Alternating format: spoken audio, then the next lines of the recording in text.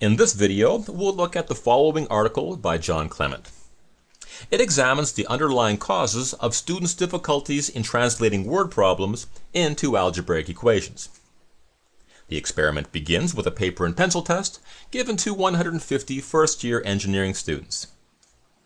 Now, I should mention that although the subjects in this experiment were in college, the findings here are relevant to any teacher who teaches algebra, especially those who introduce algebraic concepts. Okay, so moving along, the test given to the students featured the following 6 questions. At this point, you might want to pause the video and answer the questions yourself to see if you can spot the possible mistakes that students might make. Alright, as you might imagine, the results of the first 4 questions were relatively strong. Here are the correct answers, and here are the percentages of students who answered each question correctly. The results of the last 2 questions, however, were not as strong, and these 2 questions become the primary focus of the article. First, there's question 5. Here, the correct answer is either s equals 6p or s over 6 equals p. In this study, both were considered correct, but for the purposes of this video, we'll focus on just one of these answers. Now, it turns out that only 63% of the students answered this question correctly. This is significant when you consider that these were all engineering students.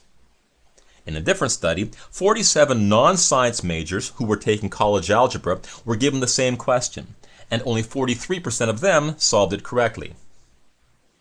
Question number 6 had the worst results of all, with only 27% of freshman engineers providing the correct answer of 5c equals 4s. So, what were the most common incorrect responses? Well, to question 5, the most common mistake was reversing the coefficients to get 6s equals p. Likewise, 4c equals 5s was the most common incorrect response to question 6. In both cases, 68% of the errors were reversals. So, were these errors simply a result of carelessness? It's unlikely, because approximately half of the students were given the following hint on both problems. Be careful, some students put a number in the wrong place in the equation. If simple carelessness were the issue here, then students receiving this hint should have done a lot better than those not receiving the hint.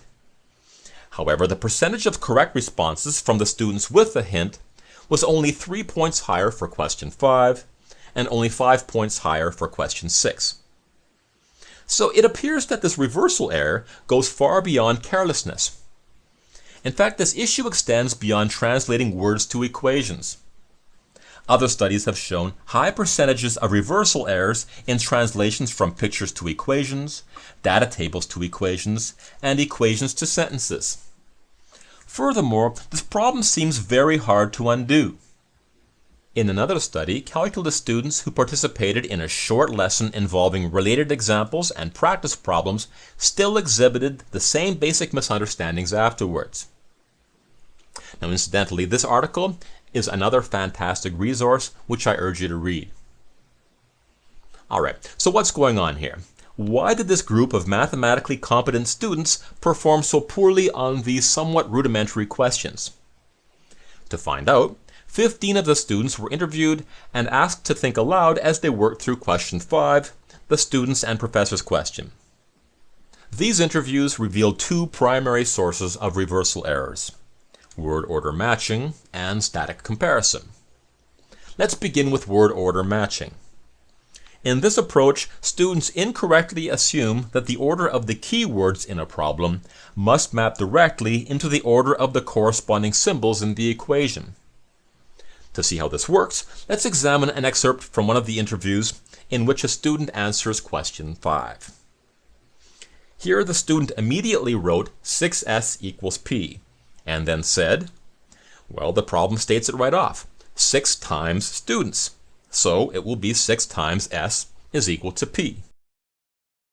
Now, this approach shouldn't come as a surprise when you consider the fact that many of the easier algebraic translations that students first encounter are ones in which the order of the keywords do map directly into the corresponding symbols. Consider, for example, the statements y is equal to the sum of x and 5, and W is 7 times the number P. When the faulty strategy of word order matching allows students to successfully translate these examples into equations, it's little wonder they stick with that approach. So later, when students are told that Bob is 3 years older than Anne, many will incorrectly translate it using the same strategy. Now, the second source of reversal errors is called static comparison. When this strategy is applied to question 5, the student subjects fully appreciate the fact that there are 6 students for every professor. However, they still incorrectly write the equation 6s equals p. One researcher points out that students who make this mistake appear to treat the variable s as representing a single student, rather than a variable representing some unspecified quantity, in this case the number of students. In these instances, the equal sign seems to symbolize a correspondence between the students and professors. Now, at this point, you may be wondering how students would come to think of a variable as representing a single student rather than the number of students. Well, it turns out that there are many causes. In fact, there are so many that the next video in this series is devoted solely to that issue. In the meantime, however, I will tell you that one of the many possible causes stems from the way in which some teachers introduce the concept of simplifying expressions, like 2a plus 3a. If we use the rationale that 2 apples plus 3 apples equals 5 apples, then students may come to believe that the variable a represents an apple, rather than some unknown quantity. Now, of course, there are many other reasons why students may incorrectly view a variable as representing a single object.